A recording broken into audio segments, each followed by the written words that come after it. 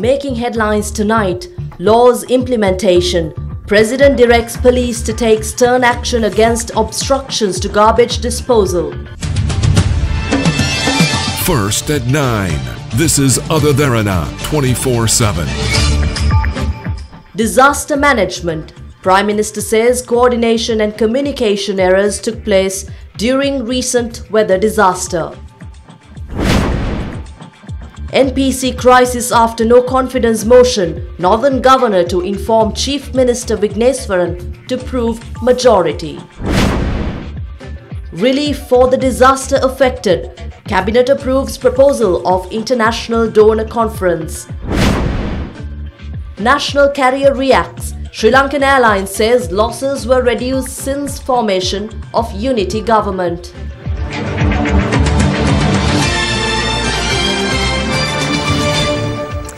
Good evening, a warm welcome. This is your prime time news at 9 and I'm Indivari Amwat. We take a look at your top story making news tonight.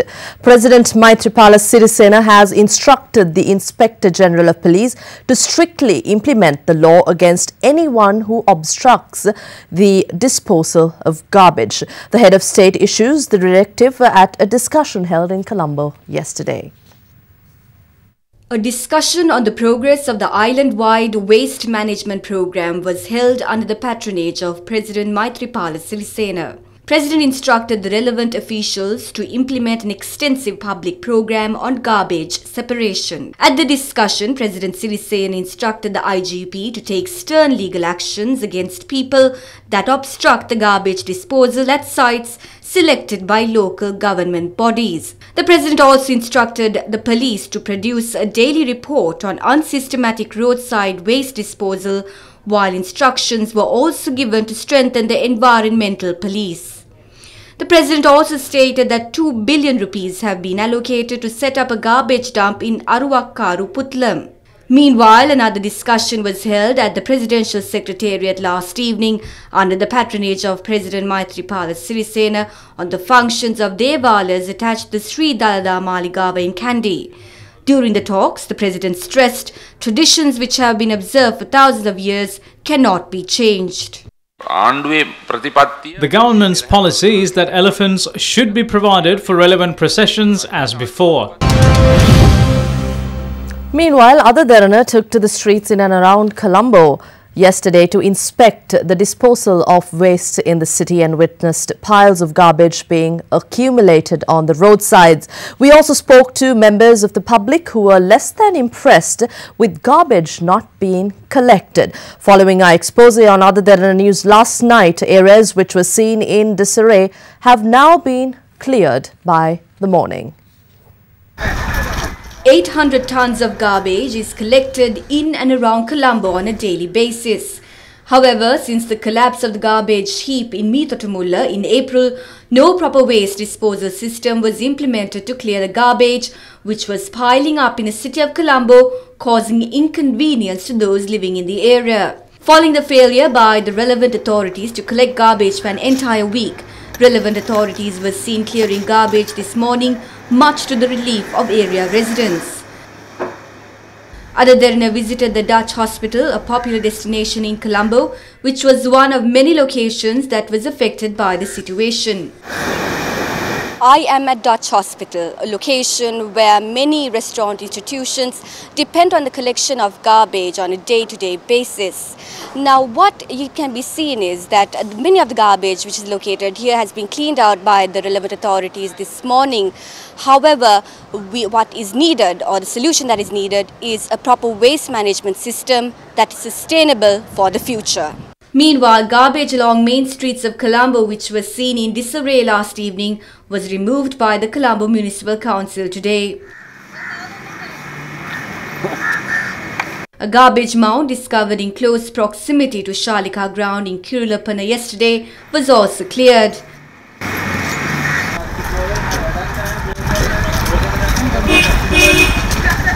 The waste in Manning Market, Peta, was also cleared by this morning.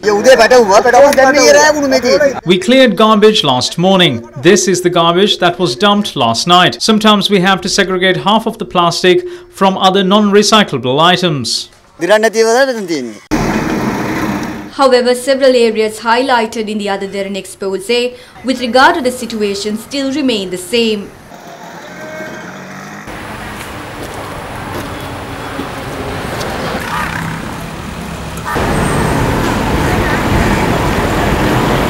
Meanwhile, Minister of Foreign Affairs Ravi stated that waste will be collected within 4 days with the assistance of the Tri-Forces if the need arises. If officials cannot handle this situation, they should let us know. If there is a difficulty, we will get the assistance from the Tri-Forces to clear the waste. The Chief Minister says one thing while the Line Minister says something else. In the end, it is the people of Colombo that has to suffer. We wish to say within 4 days, garbage will be cleared. It is sad to know that we are now in a dire situation and no one wanted to claim responsibility. And Prime Minister Ranil Wickremesinghe, commenting on the recent weather-related disaster, said that shortcomings existed in the coordination and communication of programs. The Prime Minister expressed these views while participating in a discussion at the Divisional Secretariat of Badr earlier today. Prime Minister Ranil Wickremesinghe visited several areas affected by floods and landslides and looked into the mechanism of the relief program. The Premier also gave compensation for families of victims. There were coordination efforts from the moment the flood started. Measures were taken focusing Kalutara, Gol, Matra and Ratnapura. We managed to control the floods thanks to the efforts of officials at the Pradesh Sabhas and provincial councils. In fact, landslides claimed more lives than floods. The police and the Tri-Forces also took prompt action. There, however, were shortcomings and we are in the process of identifying them. One of them is the lack of coordination between the personnel responsible for the Kukule Reservoir and the District Secretary. We are rectifying them.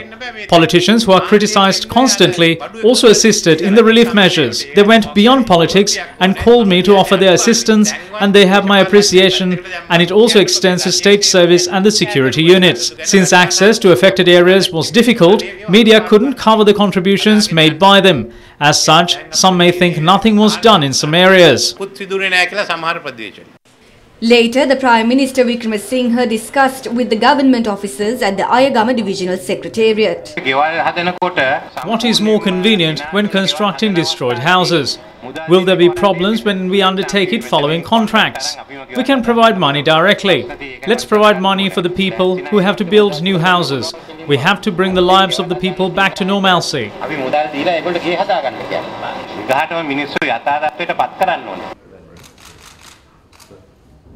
Meanwhile, the Chief of Naval Staff of the Pakistan Navy, Admiral Muhammad Zakaullah, met Prime Minister Ranil Wickremesinghe yesterday at Temple Trees. During the meeting, the Prime Minister thanked the Pakistan government for provision of flood relief material and medical aid earlier this month. Admiral Zakaullah conveyed the invitation of the Pakistan President to Prime Minister Wickremesinghe to visit Pakistan.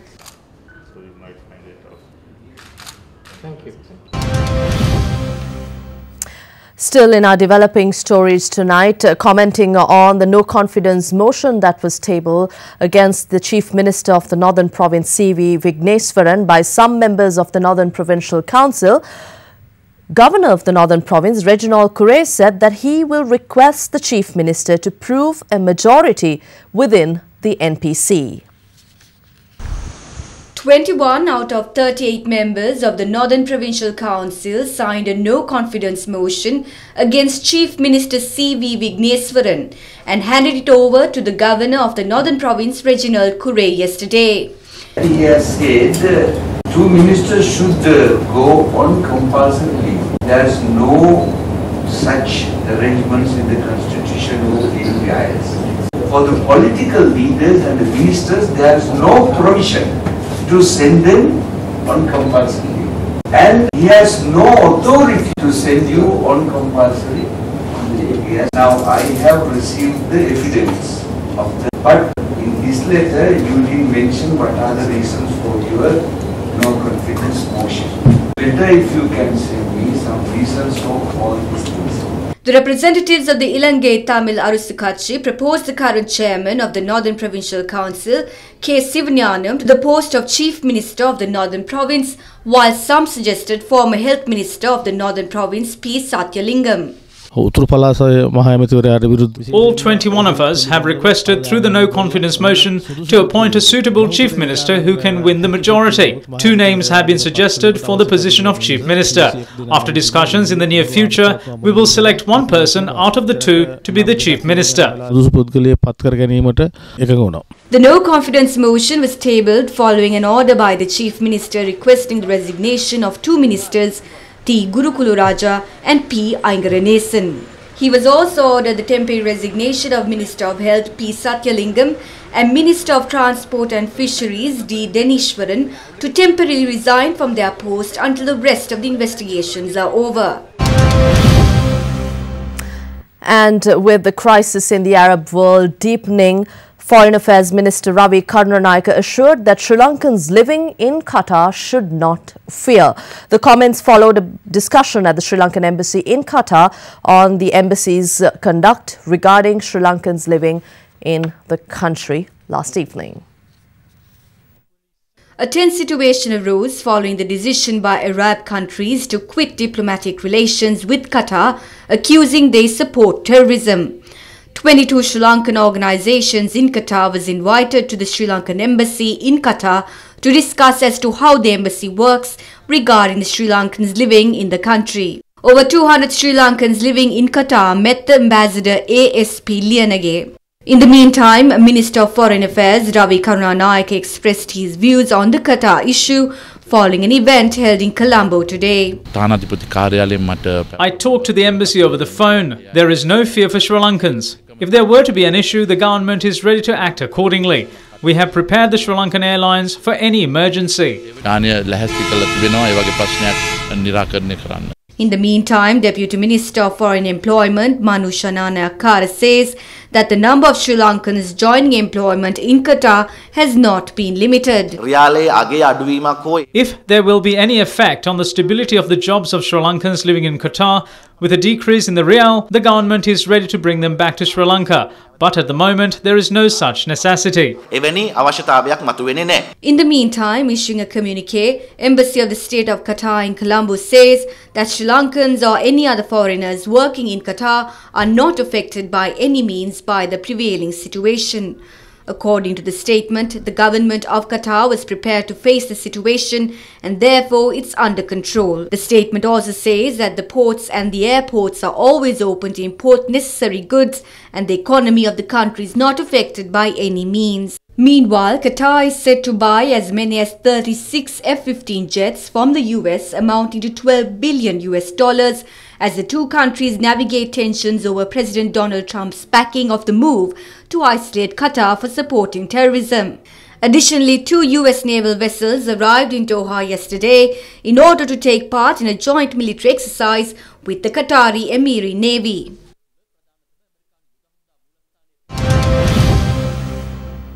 And the dengue epidemic has been on the spotlight from the beginning of the year. In such a backdrop, the National Dengue Control Unit declares that the epidemic has spread across 14 districts in the island and 160 deaths have been reported during the past 6 months. With dengue cases on the increase, this was the state of the infectious disease hospital in Angoda. The number of beds available in the hospital is 180. Yet, over 500 residential patients are currently being treated at the hospital. With the increasing number of patients admitted to the hospital, the management of the hospital decided to stop admissions temporarily. This situation prevails not only in this hospital. This is the situation in all other hospitals as well. In the meantime, the Minister of Health, Nutrition and Indigenous Medicine has given instructions to bring the services of Thalangama, Piliyandal and Vathara based hospitals under the teaching hospital in Colombo in consideration of the situation at the infectious disease hospital. In addition, the ministry has taken steps to develop the dengue treatment units at Colombo North and South hospitals. According to the Dengue Prevention Unit, the number of deaths caused by dengue has increased to 160 and the number of dengue patients reported is 61,000 during the first 6 months of this year. The highest number of dengue patients were reported from the Colombo district. The reason for this virus to increase this year is the change in this virus. 4 viruses cause dengue. Virus number 2 causes the increase in the number of dengue patients this year. This virus causes epidemics. The irregularity in garbage management too caused the increase in the dengue cases.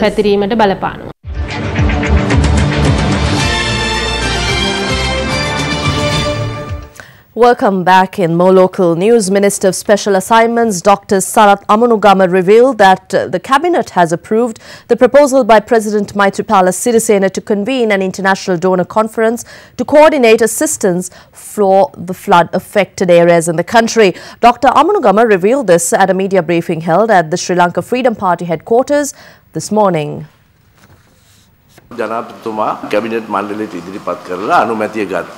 President presented a cabinet paper to convene an international donor conference to rebuild the areas affected by the recent disaster, and it was approved by the Cabinet of Ministers. Via this, we expect some considerable donations and investment opportunities in addition to the annual due pledges from the international community. We will identify some mega projects and will present before donors.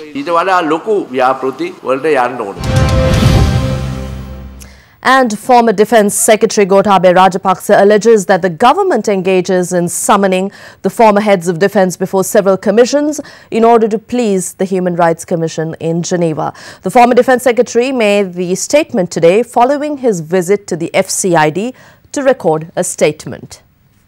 Former Defence Secretary Gotabaya Rajapaksa arrived at the FCID today to record a statement over the accusations pertaining to dismantling the old machinery at the Kankasanture cement factory and allegedly selling them as scrap iron. Firstly, the former commander of the army, Daya Ratnayaka, gave evidence in this regard.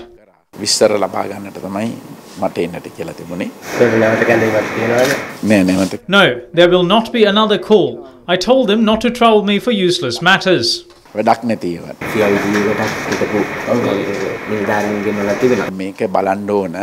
I'm the former Defence Secretary and I've been called for Presidential Commission Inquiry, CID, FCID, and also the naval commanders who were serving during the war were constantly called. Both the commanders of the Air Force, the former Army commanders, as well as the former Chief Intelligence Officer were also called. So we should see why only the officers who were serving during the war are being called. Whether it is to fulfill the needs of the diaspora or to appease Geneva, that is my doubt.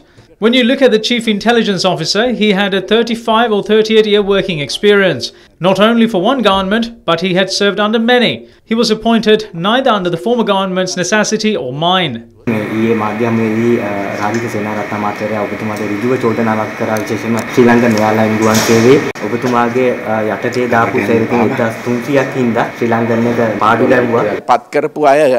can check the appointment letters as to who appointed them.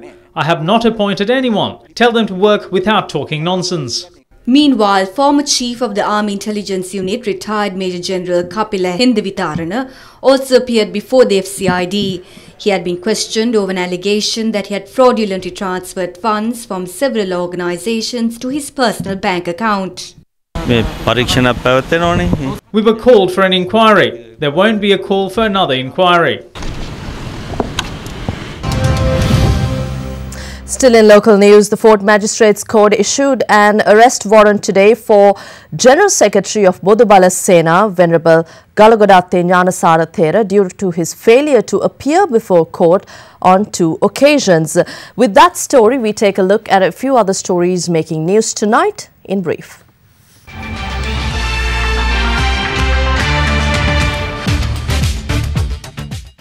Fort Magistrates Court filed 2 cases against Venerable Gnanasara Thera on charges including disrupting a media briefing which was held at a hotel in Slave Island.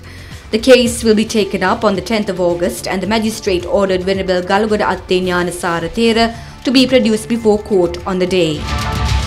A protest was held today at the Fort Railway Station against Minister of Tourism Development and Christian Religious Affairs, John Amaratunga. The protest was worked off based on an incident where the minister threatened regional reporter of Derana, Bennett Fernandez, using foul language on the 8th of June. Several media organizations and trade union members engaged in the protest. In a media briefing today, Chairman of the Consumer Affairs Authority, TMKB Tennagoon, stated that government should make legal provisions to investigate those responsible for spread of false rumours about plastic rice via social media. The Chairman of the Consumer Affairs Authority also added that the spread of false rumours about plastic rice could be an act of conspiracy to discourage the government.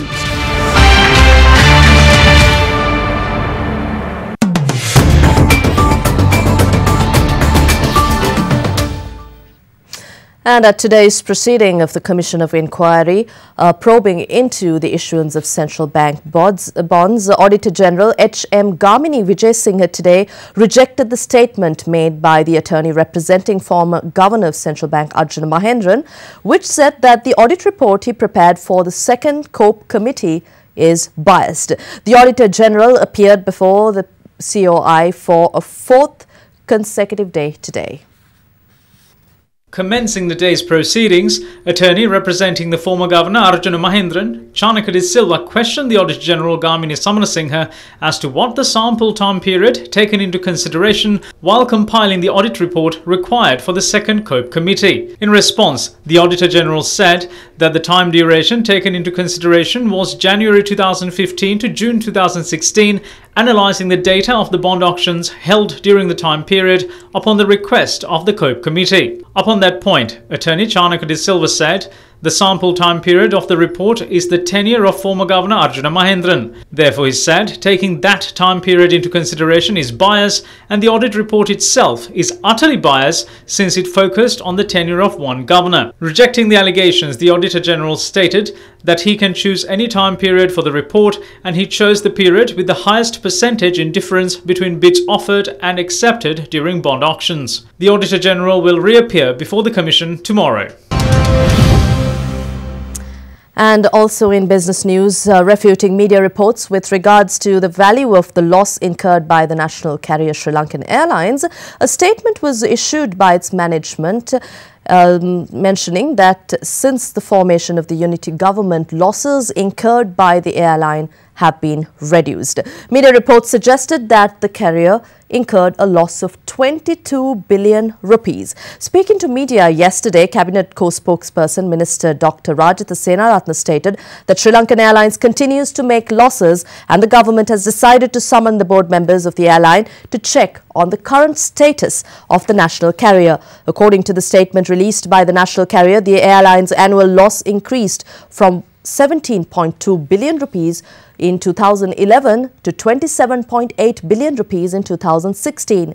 They added that factors such as a drop in ticket prices owing to the reduction of fuel costs in 2015, coupled with the acceptance of several new aircraft, a depreciation of the Sri Lankan rupee against the US dollar, and the runway resurfacing project, which led to cancellation of over 600 flights, weakened the balance sheet. And at the Colombo Stock Exchange today, the all-share price index gained 25 points to end trading at 6,694, while the S&P SL20 index ended at 3,872.66. With that, we take a look at the daily market update. Top 5 gainers of the day were Blue Diamonds, Non-Voting, Paragon Ceylon, Kalpiti Beach Resort, LOLC Finance and Lotus Hydropower. While the top 5 losers were Haris Chandra Mills, Lucky Lanka Non-Voting, Black Lanka Finance, Malan Phipps and Anilana Hotels and Properties. Here's a look at how the Sri Lankan rupee traded against other major currencies during the day.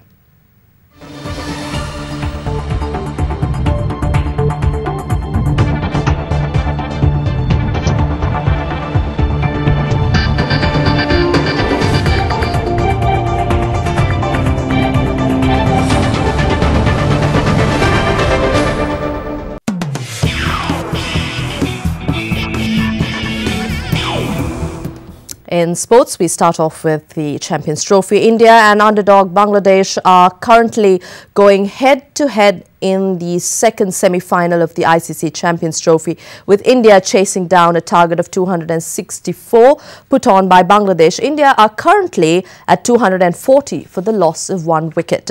And in yesterday's semi-final, Pakistan shocked the hosts and tournament favourites England as their seamers ripped through the English batting lineup to knock them out of the tournament in the first semi-final. Pakistan will now face the winners of today's game in the final to be played at the Oval on Sunday. England, having been put into bat, managed just 211 runs before they were bowled out with 1 ball left in their 50 overs.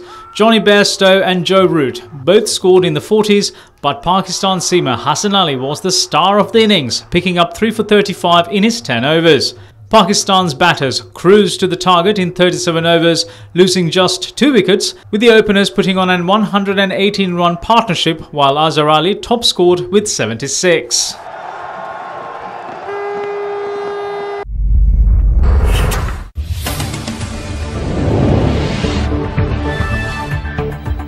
And on the development of the London fire, flames continued to flicker in the windows of a high-rise block of apartments in central London last evening after a fire engulfed the building in the early hours of the morning. 17 people have been killed in the inferno, while a further 78 were injured, of which 18 are in critical condition. Rescue workers also warn that the death toll may rise.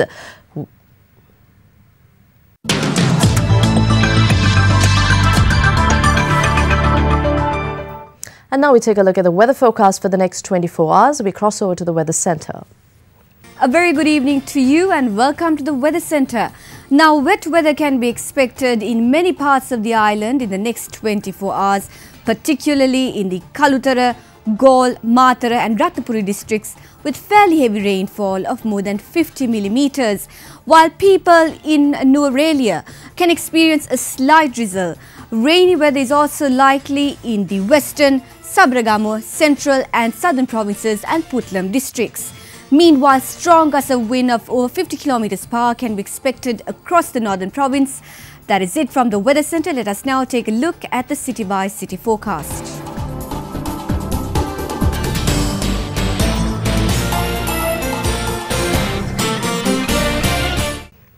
And that's all from your primetime news at 9. But before we go, we'd like to take you to Nuwara. Nuwara is one of the most visited tourist attractions in Sri Lanka. It is also considered to be the most important location for the production of tea in the island. And it is famous for its comfortable temperature and the picturesque sights. We leave you with that. Have a pleasant evening. Good night.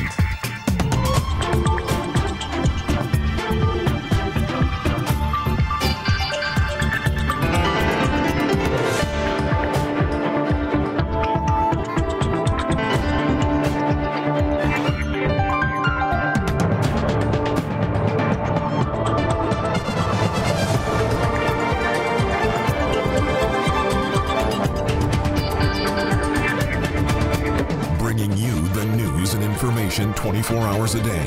This is Sri Lanka's premier news channel, Derana, 24/7.